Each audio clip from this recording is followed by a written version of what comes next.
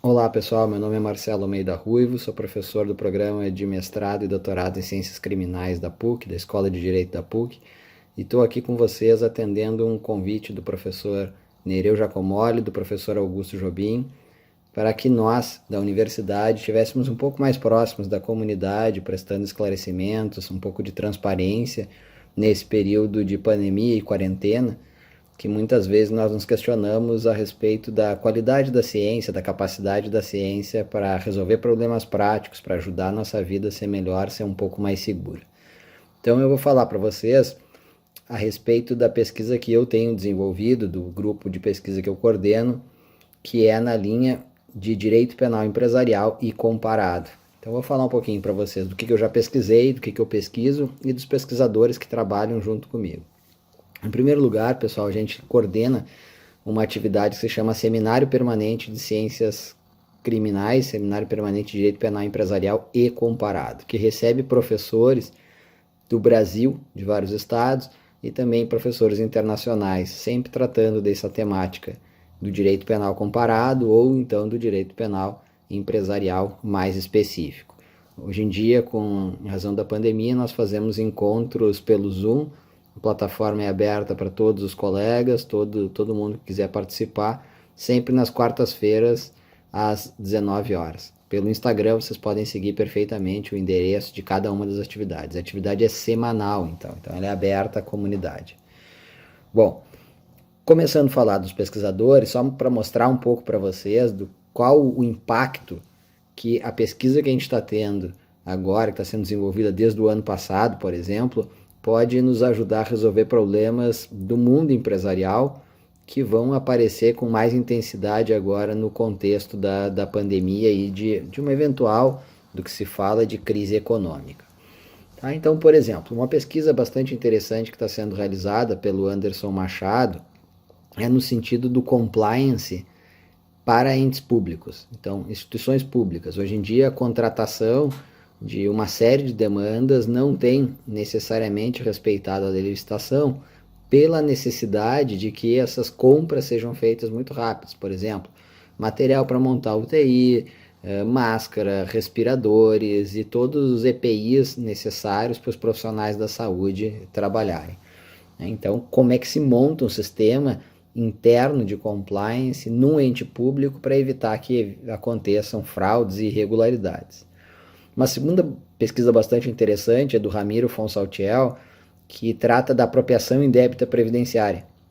O que quer dizer apropriação indébita previdenciária? É aquela situação onde o empregador desconta do seu empregado uma determinada parcela para passar para o INSS, para a Previdência Social, e não passa. Ele se apropria desse valor. Imagine, então, num contexto atual, onde tem uma série de empresas com grande risco de quebrar, com grande risco de despedir funcionários, muitos já foram despedidos. O que deve fazer o empregador nesse caso? Despedir o funcionário ou, de repente, trabalhar de uma forma que tenha uma redução salarial desse funcionário e como gerir, então, essa situação em contexto de que mal consegue pagar os funcionários. Uma terceira pesquisa para destacar é sobre o monitoramento eletrônico.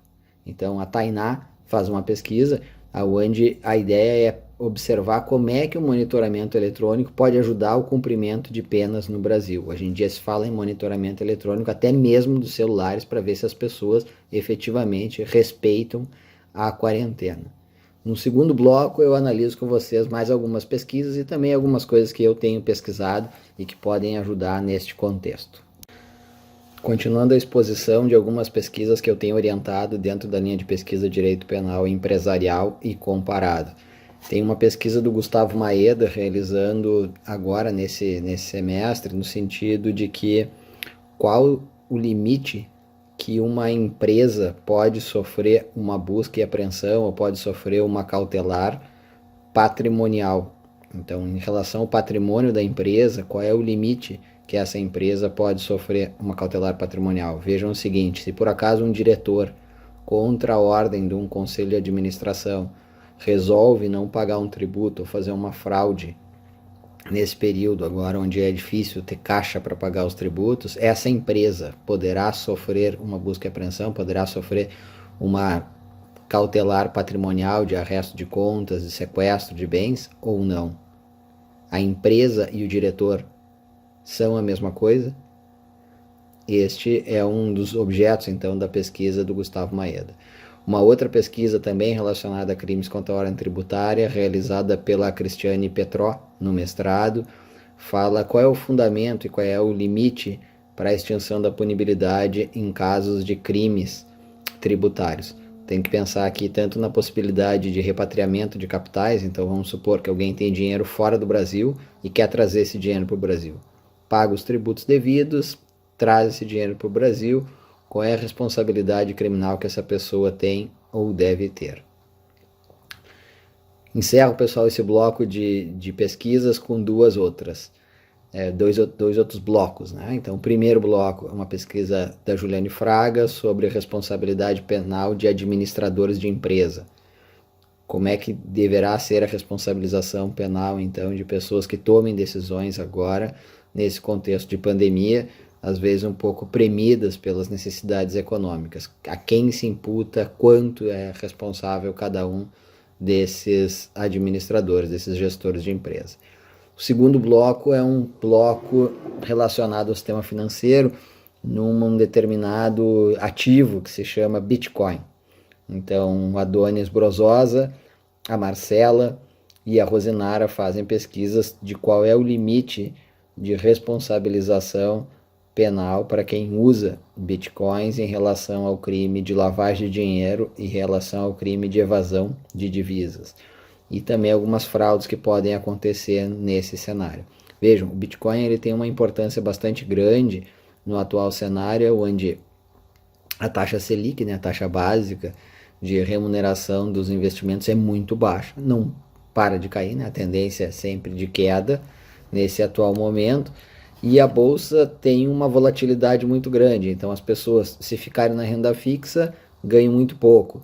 Se vão para a bolsa, tem uma alta volatilidade. Então, algumas pessoas nesse cenário podem escolher a utilização dessas criptomoedas chamada Bitcoin. E aí, portanto, hoje no Brasil tem uma possibilidade não pequena, né, deve ser considerada, de ter uma criminalização de algum tipo de atividades que venha a ser feita e confundida com essa situação de evasão de divisas ou até mesmo de lavagem de dinheiro. Dito isso, pessoal, eu entro num outro cenário, que é o cenário das pesquisas que eu tenho realizado nos últimos anos e o que pode isso nos interessar para o contexto de pandemia.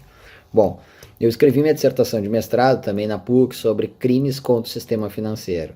E esse sistema financeiro se mostra hoje numa situação bastante importante, porque toda a recuperação econômica, todo o financiamento das empresas passa pelo sistema financeiro. Então, as empresas que têm já um caixa um pouco fragilizado ou bem fragilizado, algumas delas, por não conseguir mais manter aquele ciclo de operação, tem que buscar dinheiro no mercado.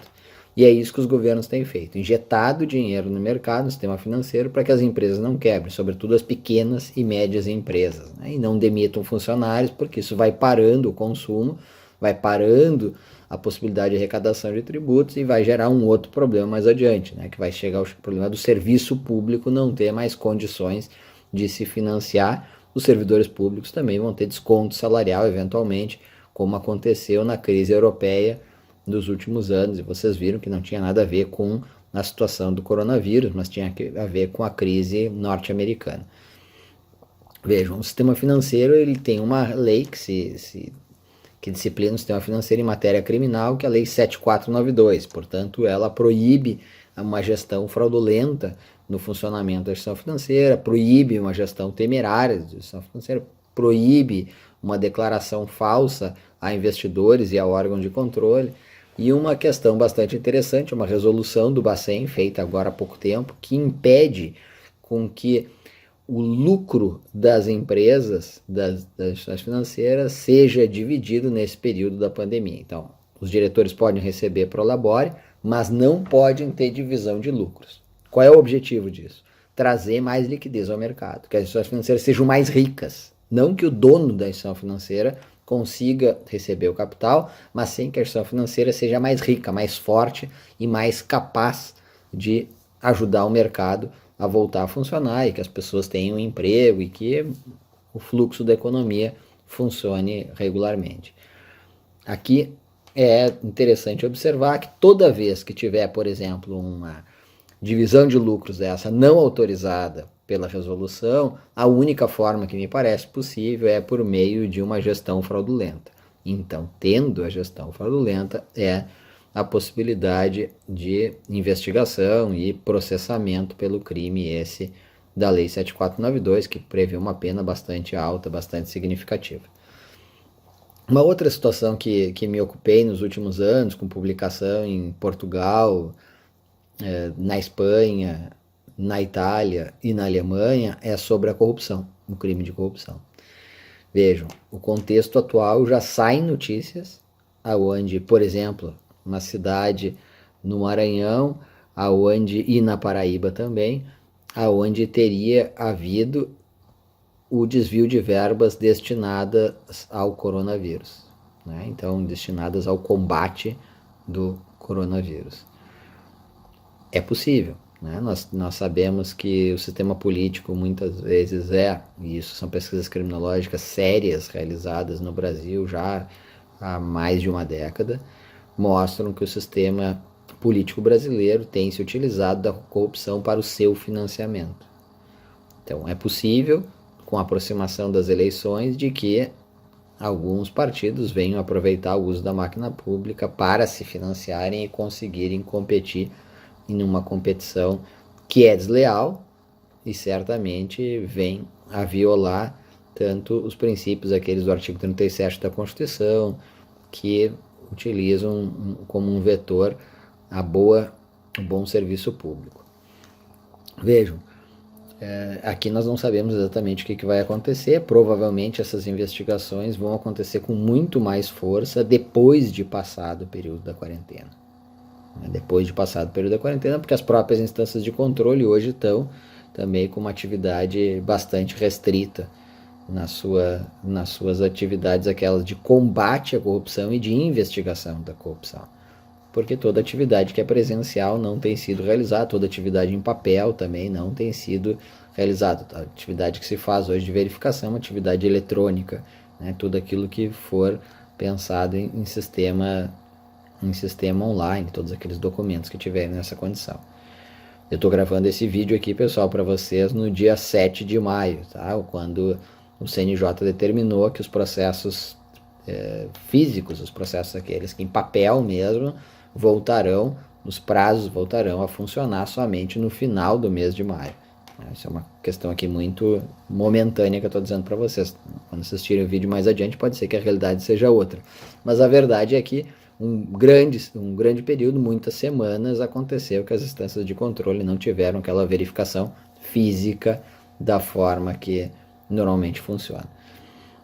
Os crimes tributários eu já adiantei um pouco para vocês. É possível que o sistema e o aparato de poder venha a se utilizar da criminalização de algumas condutas, tanto de pessoas físicas quanto de empresário, para obter uma maior arrecadação e conseguir se financiar nesse período de crise econômica. Então, nós temos uma decisão do STF, no caso chamado ICMS declarado e não pago, uma decisão que foi tomada por maioria e vai ser discutida também no seminário permanente, esse que eu comentei com vocês, que coordeno, que funciona nas quartas-feiras às 19 horas, aonde pode ser que entes municipais passem a utilizar a mesma razão que foi utilizada para o ICMS para obter um processamento de tributos no sentido de incriminação de empresários. É possível também que exista denúncias abusivas, e aí faço referência a algumas pesquisas realizadas também no ano passado, e até uma delas gerou uma opinião legal, que são no sentido de que as denúncias muitas vezes não descrevem exatamente qual é a responsabilidade de cada gestor ou diretor na condução da empresa. E, portanto, narram um fato que supostamente teria sido realizado naquela empresa e atribuem a todos os diretores, independentemente se é diretor de engenharia, se é diretor de produção, se é diretor de ambiental, qual é a atividade que aquele gestor faz, um ato que, por exemplo, pode ter sido realizado por responsabilidade ou em âmbito de um diretor de tributário, um diretor de fiscal da empresa. Então vejam, existe uma presunção de que todos os diretores têm a mesma responsabilidade por um crime tributário, assim como um diretor jurídico teria responsabilidade por um crime ambiental. Vejam, esse contexto de pandemia existe a possibilidade de que denúncias genéricas, que é como se chama essa denúncia, onde não imputa a cada um dos diretores a responsabilidade pelo fato que foi causado. Qual é a causalidade, qual a atribuição causal que cada um deu para a ocorrência daquele fato. Pessoal, acredito que aqui consegui transmitir para vocês um pouco do que a universidade tem pensado, como tem pensado a melhor forma de ajudar a prática judicial, a prática policial, a prática investigativa, e a ideia é que a gente consiga, dentro desse ano ainda, manter, e tem sido mantido até então, plena atividade universitária. Todos os pesquisadores estão nas suas casas, e nós temos evitado ao máximo e temos feito toda a atividade online, nós temos evitado ao máximo que tenha uma comunicação e encontro presencial. Os nossos encontros têm funcionado muito bem e só me resta agora desejar que esse período da quarentena possa ser restabelecido, ou não dure tanto, possa ser restabelecido nas atividades normais o mais rápido possível e que nós possamos, no final dessa quarentena, já ofertar para a sociedade respostas mais claras de problemas que estão acontecendo e que tendem a se intensificar em razão de uma eventual crise econômica que parece que se avizinha. Desejo a todos muita saúde e a PUC está aberta para vocês. Meus dados estão todos no site da universidade e também estou nas redes sociais, naquilo que eu puder ajudar vocês. Muita saúde, cuidem dos seus familiares.